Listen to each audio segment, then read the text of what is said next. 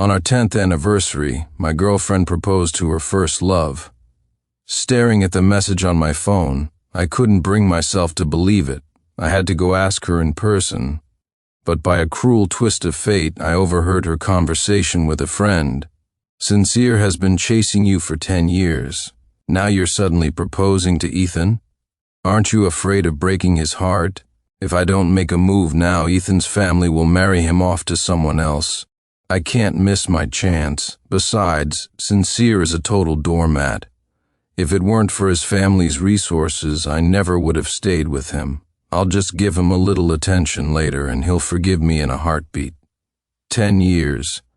I had asked her to marry me 99 times, and every time she'd refused for one reason or another. And now she was turning around to marry another man. I walked out, feeling empty, got into a taxi and made a call.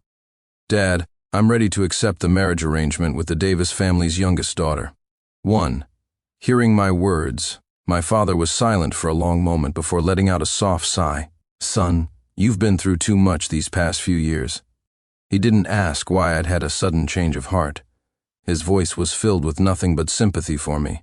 I hadn't felt a thing when I heard Scarlett Jones's cruel words. But now my eyes suddenly welled up. "It's okay, Dad. Everyone has to go through things to grow up." I forced myself to sound calm, but the tremor in my voice betrayed the storm raging inside me. 10 years together. Almost everyone who knew Scarlett and me believed we would end up together. But I never imagined that my decade of waiting would end with the news of her proposing to someone else. My 10 years of devotion had become a joke. "Son, you need to think this through.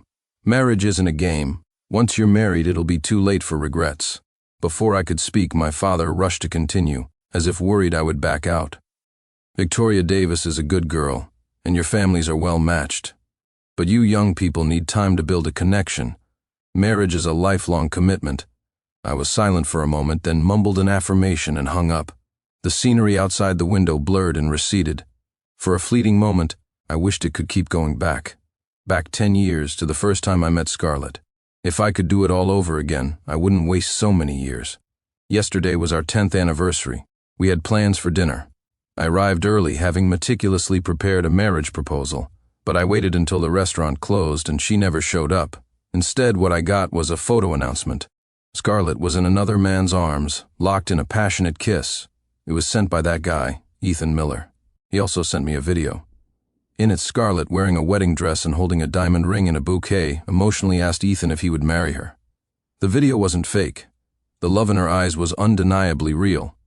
I desperately wanted to ask her, what did our 10 years mean?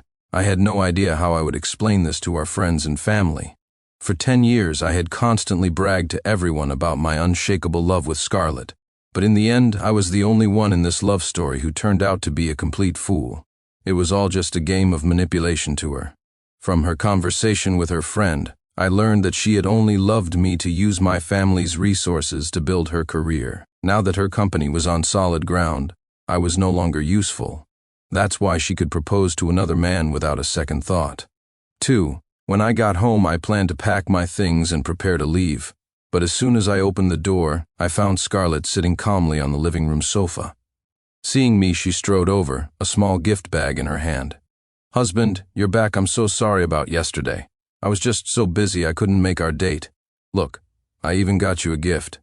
As she got closer, I caught the faint, acrid scent of tobacco on her, and it made my stomach turn. She always hated the smell of smoke, so she'd forced me to quit when we first got together. It seemed she was willing to lower her standards and change her principles for someone else, just not for me. In the past, if she had acted this cute and apologetic, I would have softened immediately and forgiven her without hesitation. But now, I just stared at her blankly, motionless. Scarlett's expression stiffened, but she patiently moved to hug me. I gently pushed her away. Ignoring her surprised gaze, I walked into the bedroom to continue packing. Scarlett followed, throwing the bedroom door open.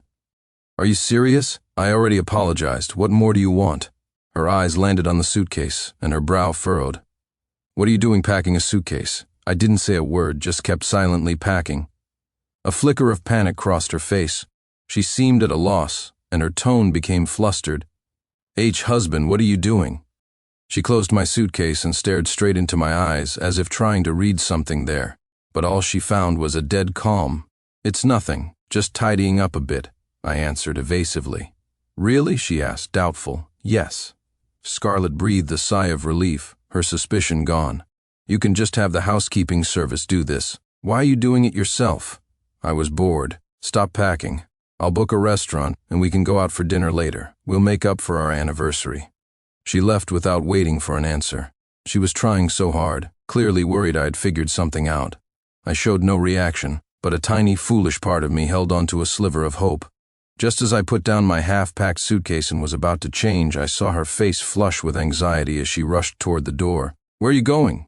"Something urgent came up at the office," she said without turning back. "We'll have dinner another time." Before I could reply, the door slammed shut. She left in such a hurry. She even left her phone on the table.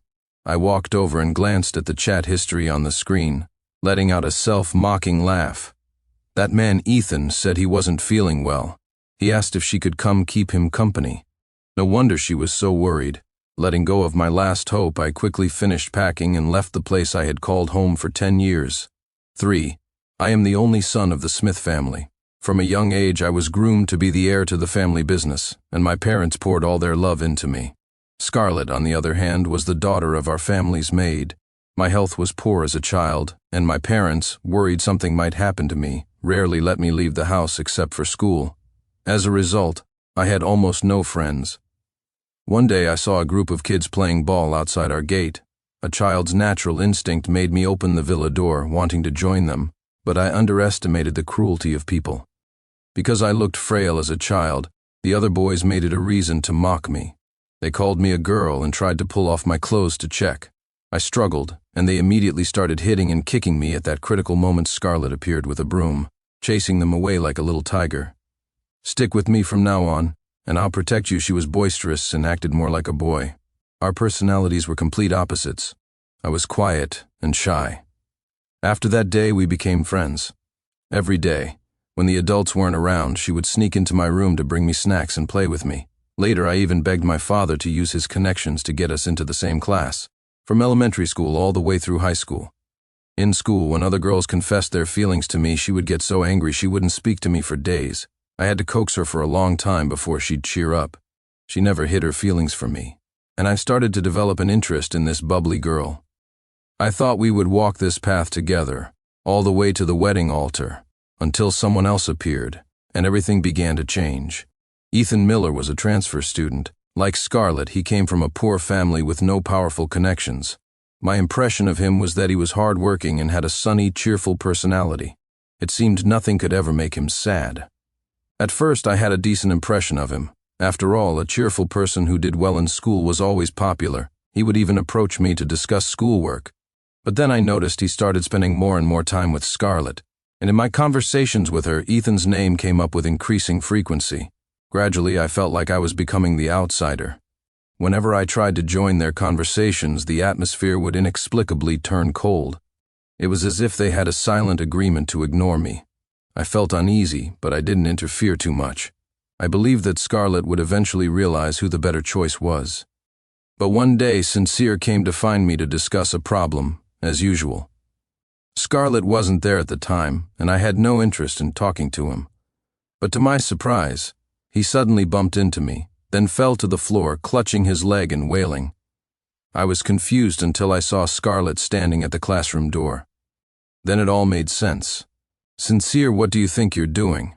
She rushed over, helped Ethan up, and glared at me with hostility. "Sincere, I was so wrong about you. You just look down on us poor kids because you're a rich kid, don't you? Not everyone is as lucky as you, born with a silver spoon in your mouth." It was the first time she hadn't called me brother. She used my full name, all because of one person's arrival. Not long after that incident, she moved out of the Smith family home on her own accord. I guess she didn't want Ethan to get the wrong idea. I tried to get her to stay, but she left without a backward glance. Though heartbroken, I buried my feelings and threw myself into my studies. Ultimately, I got into a good university. I just never expected to run into Scarlett again on campus. She told me she had intentionally applied to the same university as me. She said she realized that the one she truly loved was still me. "Will you be my boyfriend? The things you can't have when you're young will haunt you for a lifetime." I was no exception, so I agreed with almost no hesitation. We became the couple everyone on campus envied. After graduation, Scarlett said she wanted to start a business but didn't want to waste my time, so she suggested we break up. I refused. Instead, I gave her the startup capital and used my family's resources to pull in projects and investors for her company. That's how her company achieved its current status. Later, her company flourished. Just when I thought everything was getting better, Ethan came back. After 10 years together, I didn't think she would abandon me. But what I saw with my own eyes and heard with my own ears would no longer allow me to deceive myself. Scarlett, since you don't love me, I'll let you go. 4. I dragged my suitcase and returned home alone. For Scarlett's sake, I had once had a major falling out with my family. My father despised a girl who had abandoned me once before. He always said Scarlett was deeply manipulative and warned me to stay away from her. But I was so head over heels in love with her back then, how could I have listened? When I pushed open the door, my father and my aunt were overjoyed to see me. "Cousin, you're back?" A graceful young woman threw herself into my arms. It was my aunt's daughter, Vivian Smith. I gently stroked her head and remarked, "You've grown so much." She swatted my hand away and stuck out her tongue. "What? Got dumped and now you're looking for an ego boost from me?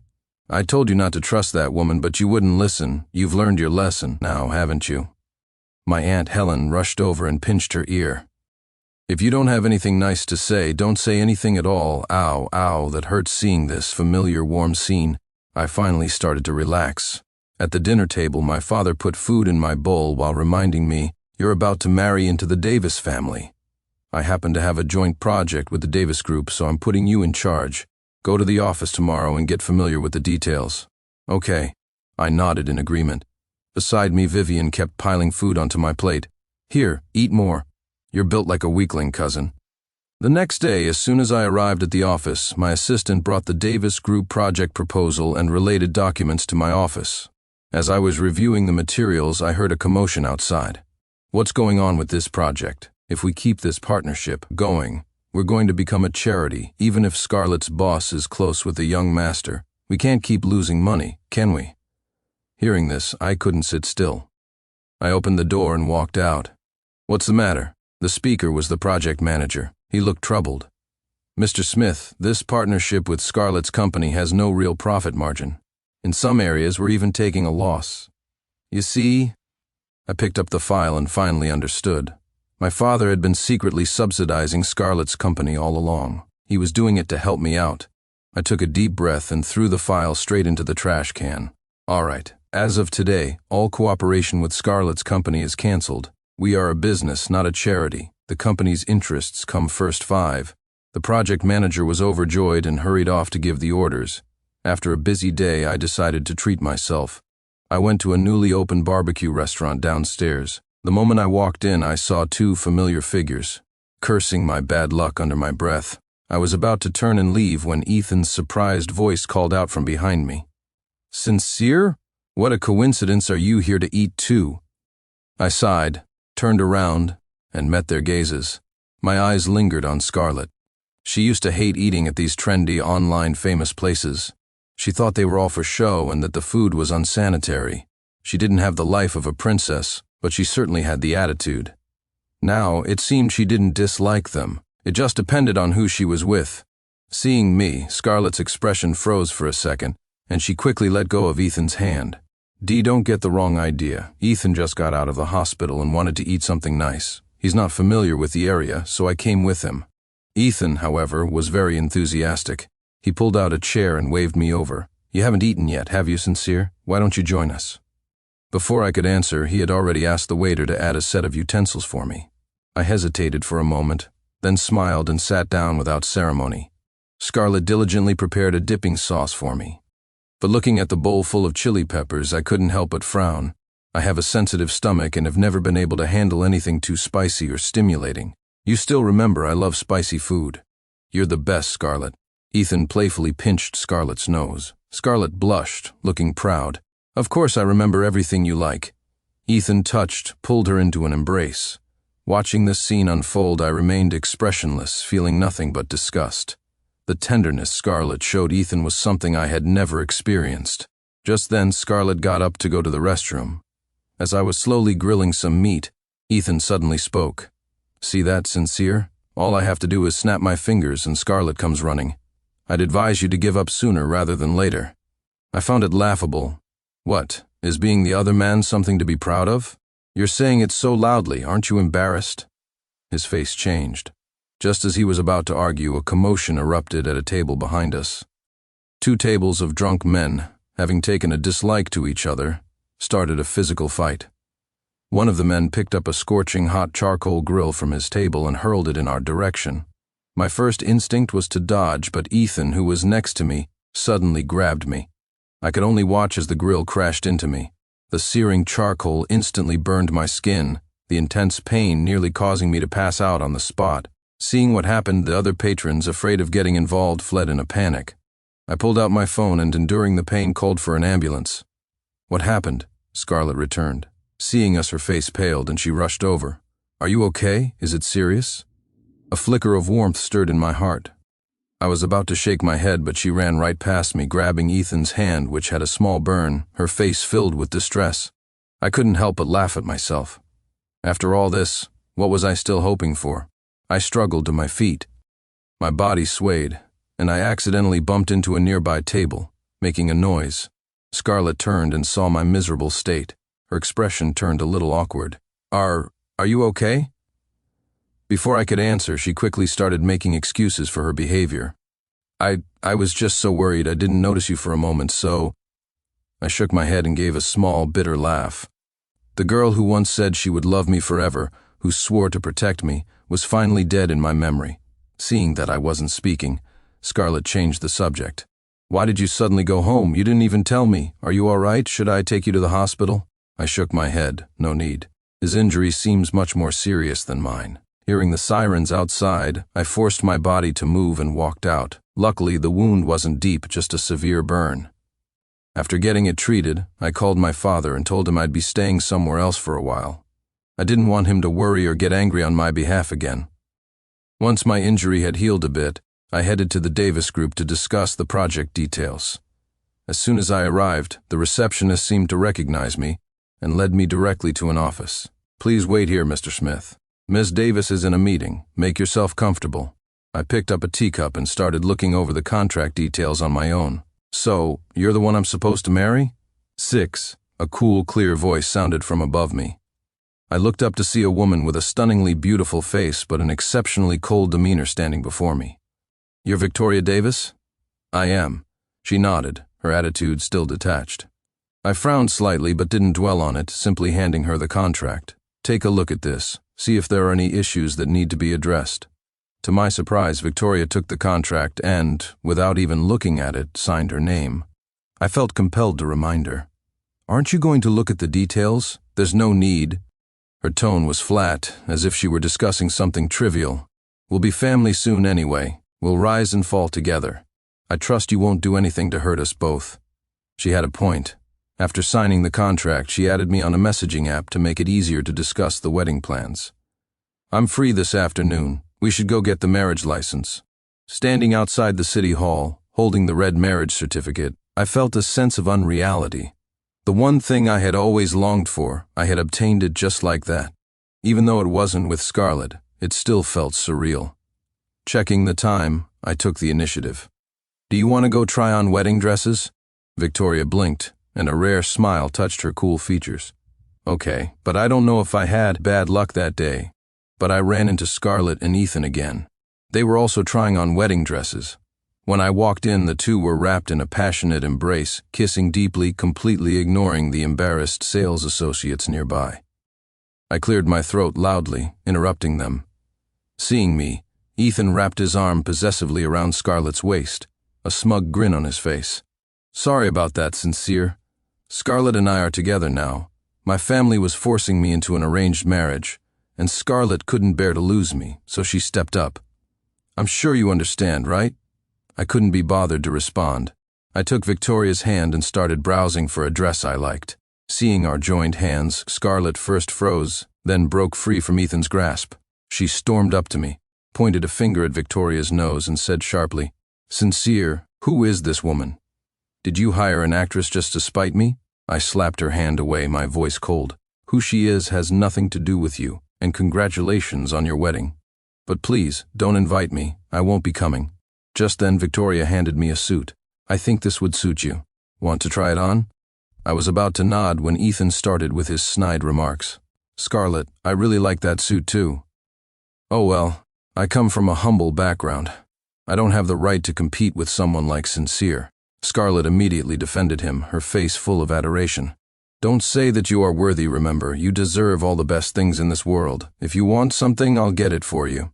I couldn't help but shake my head and scoff. A truly perfect match. I ignored them and prepared to try on the suit. But Scarlett suddenly grabbed my arm. Sincere, didn't you hear Ethan say he likes this suit? Just give it to him. Your family is rich, you can just have another one custom made. Why should I give it to him? Who does he think he is? I shook her arm off, my voice turning to ice. Scarlett, don't you forget who gave you unconditional trust and support for the last 10 years to build you into who you are today. You can be careless with my feelings, but you don't get to trample all over them. I am a person, not your dog. Scarlett was stunned, as if she never expected me to speak to her like that. Beside her, Ethan looked a little guilty and quickly tugged on her sleeve. Let it go, Scarlett. Since he got it first, we shouldn't take it. I can just pick something else. But Scarlett paid him no mind, staring at me with eyes full of disappointment. Sincere, you are being completely unreasonable. You're the young master of the Smith family. You can have anything you want with a snap of your fingers. But Ethan, he only has me. I raised an eyebrow. Why are you telling me this? What does it have to do with me? Before she could continue, I turned away. I need to help my wife choose her wedding dress. I don't have time to waste on you two. Do as you please. 7. When Victoria walked out of the dressing room, my breath caught. She was like an ice queen, ethereal and set apart from the world. I stood beside her, looking at our reflection in the mirror, and for a moment I was lost in thought. Once upon a time, I had imagined this scene countless times. Now it was finally happening, but the woman beside me wasn't Scarlett, it was Victoria. Do I look good? Victoria asked softly, a hint of hope in her eyes. You're beautiful. I gently gave her a hug. Outside the door, Scarlett gave us a complicated look before turning and walking away. I didn't care in the slightest. Over the next few days, I noticed that Victoria was taking our wedding preparations very seriously. Before making any decision, she would always ask for my opinion. She even chose the wedding venue and arranged the details according to my preferences. Time flew by. On the day of the wedding, I stood in my tuxedo, looking at myself in the mirror, and felt a surprising wave of nervousness. Everything that had happened recently felt so surreal. It all happened so fast, like a dream. Coming back to reality still felt jarring. I watched as Victoria walked towards me, step by step. Perhaps it was the special atmosphere of the wedding, but her cool expression finally melted, replaced by a smile as warm as a spring breeze. It was like the sun breaking through ice, and it made my heart skip a beat. As she drew near, I reached out and took her small hand. This powerful, aloof CEO was now trembling slightly. Don't be afraid, I'm here. I squeezed her hand gently. She looked up and gave me a grateful smile. Then the ceremony began. I led Victoria to greet our parents. Victoria, formal and earnest, properly addressed them as Mom and Dad. My father was grinning from ear to ear and gave her a large, generous wedding gift. After the ceremony, amidst the cheerful teasing of our guests, I swept Victoria up into my arms and placed her in the wedding car. As the car started to move, my racing heart gradually calmed down. Watching the scenery retreat outside the window, my mind began to wander. Maybe it was out of spite. Maybe it was a coincidence. My wedding and Scarlett's were on the same day, at the same hotel. I just wanted to see how Scarlett would react. In another wedding car, both Scarlett and Ethan looked uneasy. Scarlett kept checking her phone, her brow furrowed, as if terrified of missing some important news. Ethan, on the other hand, was a picture of anxiety. When they arrived at the hotel, he immediately warned his groomsmen, "You guys have to keep a close watch. Make sure that Sincere guy doesn't show up and cause trouble." Scarlett pursed her lips, but didn't stop him. A flicker of anticipation rose in her heart, until one of the groomsmen spoke up, confused. "Sincere? You mean the guy getting married next door?" "I think his name is Sincere Smith. Their ceremony is almost over." Scarlett froze, her pupils shrinking. She rushed forward and grabbed the man's arm. Who Who is he marrying? I heard she's the president of the Davis Group, Victoria Davis. They booked the venue a long time ago. 8. Scarlett stood blankly. After a long time, she finally came to her senses, shaking her head and muttering, "Impossible, impossible. How could he marry someone else? He clearly said he couldn't live without me." She seemed to be trapped in some kind of obsession, completely ignoring Ethan as he tried to talk to her. It was as if she couldn't accept the reality of it. Meanwhile, at my wedding, I noticed a commotion at the entrance. Scarlett, looking like she had lost her mind, burst into the hall, pointed at me, and demanded furiously, "Sincere, how could you marry another woman? Didn't you say you would only love me for your entire life?" Her voice was filled with rage and a hint of desperation, her eyes overflowing with pain and disbelief. I looked at her, the panic I once would have felt completely gone, replaced by a profound calm. "Scarlett, don't you think this is ridiculous? You were planning your wedding to another man, and you expected me to just stand here and wait for you? Who do you think you are?" My tone was calm and distant.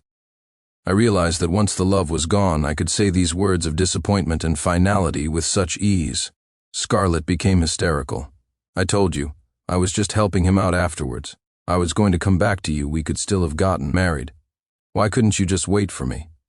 I shook my head and laughed softly. "Scarlett, you can't have your cake and eat it too. You're not $1 million bill. Why should I be expected to love you forever?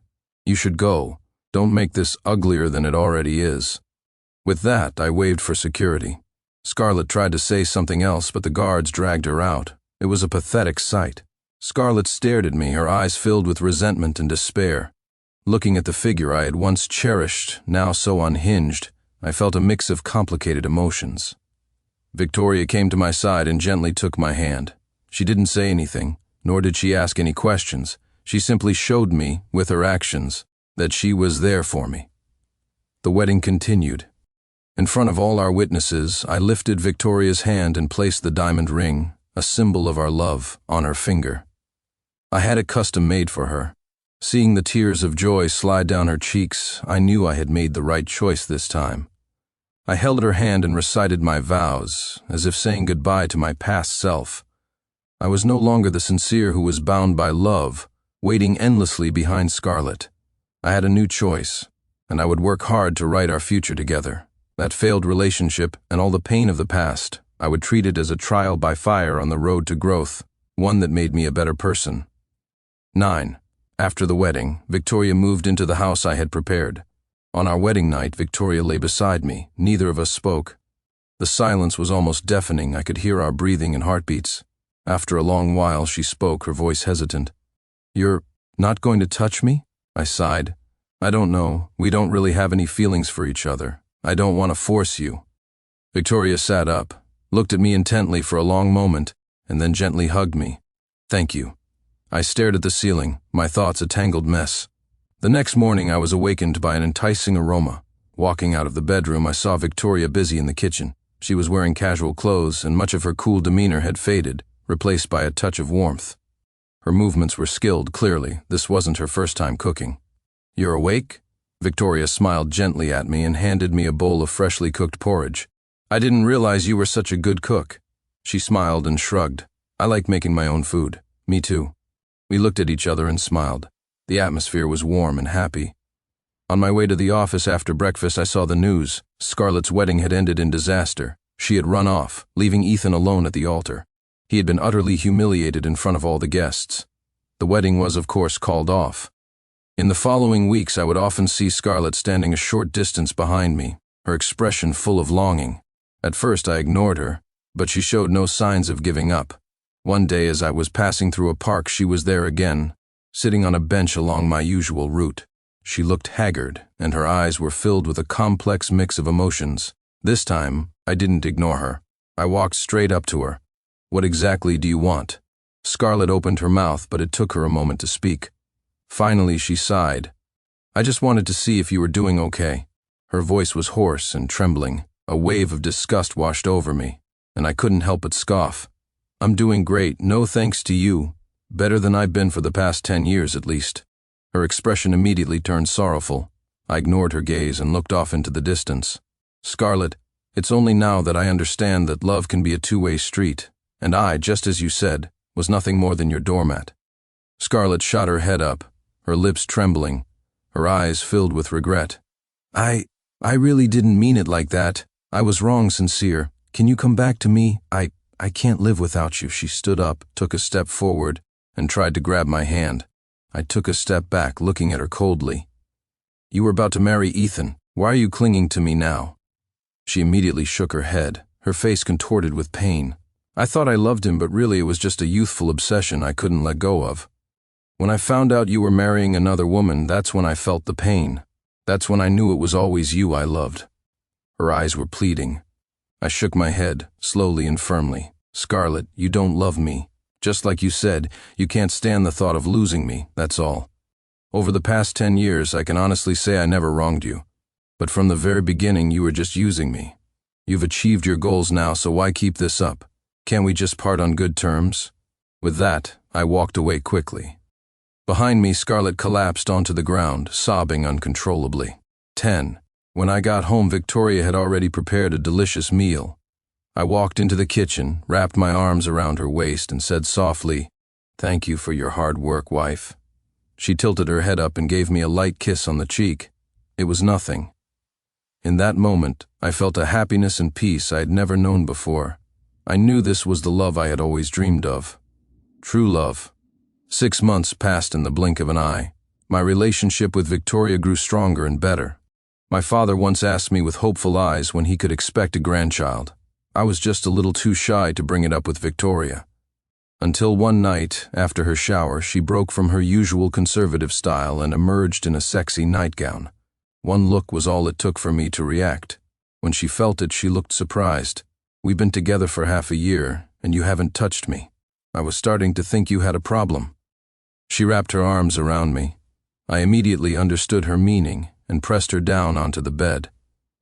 "Let me show you whether your husband has a problem or not." Our relationship progressed naturally, but having a child wasn't something that could be rushed. Our days grew sweeter. But one day, while driving to work, I received a call from an unknown number. As soon as I answered, I heard Ethan's dark voice. "I have your wife. If you don't want anything to happen to her, get $30 million and come to the address I send you. Don't call the police or you'll be getting her back in a body bag." I slammed on the brakes. Before I could say a word, the line went dead. A moment later, a location pinged on my phone. It was an abandoned factory in the suburbs. Without a moment's hesitation, I drove there. On the 3rd floor of the factory, I saw Victoria tied up. Ethan stood behind her, his face grim. When he saw me, a crazed look appeared in his eyes. In the 6 months that had passed, he seemed to have aged considerably. He was gaunt, his hair was a mess, and his eyes were filled with a desperate madness. "Where's the money?" I didn't answer, asking instead, "Do you have any idea that what you're doing is illegal?" "Haha, illegal? Scarlett's company went bankrupt. She's useless now. I have nothing left to lose, so what do I have to be afraid of?" His voice grew low and menacing. This deranged man bore no resemblance to his former sunny self. "Give me the money, or get ready to bury your wife," seeing him press a knife to Victoria's throat. My heart pounded with anxiety. "Stay calm. I'll arrange the transfer right now." "Not so fast." Ethan dragged Victoria up to the factory roof. "You make the transfer, and don't try any funny business, otherwise I might just let go." I called my father, briefly explained the situation, and he immediately told me to keep Ethan calm. While he arranged the payment, he also called the police. I walked up the stairs, step by step, and stood opposite Ethan. The minutes ticked by. Soon Ethan pulled out his phone, a manic grin spreading across his face. "The money's here, let her go." I also received a message from my father. "Not so fast," Ethan sneered. He tossed a knife at my feet. "Stab yourself, then I'll let her go. Otherwise the police will be a problem for me." Victoria's eyes widened. She shook her head frantically, trying to tell me not to do it. Without any hesitation, I picked up the knife and plunged it into my abdomen. Blood gushed out. "Can you let her go now?" I managed to say, fighting through the pain, but Ethan just laughed coldly. "Sincere, you really are a romantic fool. I've never understood it. Why were you born with everything, while I had to suffer? Why do so many people love you, while I'm despised everywhere I go? Now that you're in my hands, you think you're getting out of here alive?" He advanced on me with a savage grin. But before he could take more than a few steps, a sharp crack echoed through the air. A spray of red blossomed on his chest, and his body went limp, collapsing to the ground. Before I lost consciousness, I heard the sound of sirens converging. 11. Ethan was dead, shot on sight. The knife wound hadn't hit anything vital. After some time recovering in the hospital, I made a full recovery, but Victoria had to be admitted to the hospital, not because she was injured, but because she was pregnant. After this ordeal, Victoria became completely devoted to me. She was constantly by my side, all traces of her former cool demeanor gone. I sat by her hospital bed, stroking her cheek, and a thought struck me. "You've had a crush on me for a long time, haven't you?" She blushed and scoffed playfully. You wish I smiled. I didn't mention the diary I had found at home, the one filled with a young girl's secret thoughts and feelings. I just pulled her gently into my arms. It turned out we had known each other long ago. We may have missed our chance back then, but in the end, we found our way to each other. My life now is wonderful. Of course, I still wish I could go back and meet her sooner.